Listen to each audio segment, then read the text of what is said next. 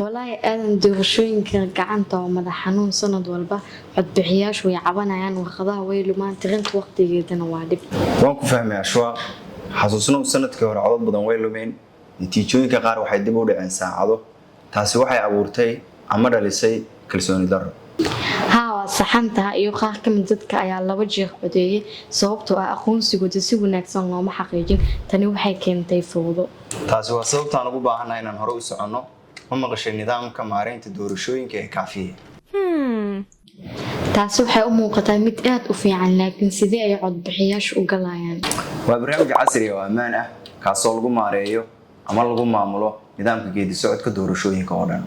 waxaad ku soo geli kartaa liiska codbixiyaasha, waxaad diiwaan gelin kartaa dhammaan musharaxiinta, waxaad maamuli kartaa dhammaan codbixinta oo ammaan ah. waxaad si toos ah u muujin kartaa dhammaan natiijooyinka weliba qaab online ah. taasi waxay u muuqataa mid aad u fiican laakiin sidee ay codbixiyaashu u galayaan? mid kastoo codbixiya wuxuu heli doonaa ID gaar ah iyo lambarka sirta ah.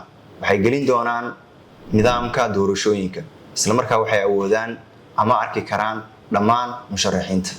waxay si ammaan ah ugu codayn doonaan si toos ah, si sax ah, si buuxda oo cad.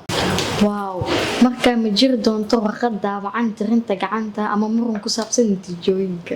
haa sax intaa waxaa dheer aqoonsiyada waxaa loo diri karaa qaab WhatsApp ah ama SMS ah. ma jiri doonto dib u dhac sidaas si lamid ah ma jiri doonto wax jahwareer ah. tani waxay naga badbaadin doontaa maalmo adag. tani waxay ka shaqayn kartaa ururada doorashooyinka, shaqaalaha, gudiyada, xitaa golayaasha ardayda. taasi waa fikradda doorasho waxaa loogu talagalay hay'ado kastoo u baahan doorashooyin nadiif ah lagu kalsoonaan karo isla markaana casri ah. waxaa la gaaray waqtiga u gudbi lahayn doorashooyinka dhijitaal ahaan. ku soo dhawow mustaqbalka doorashooyinka Ashwa.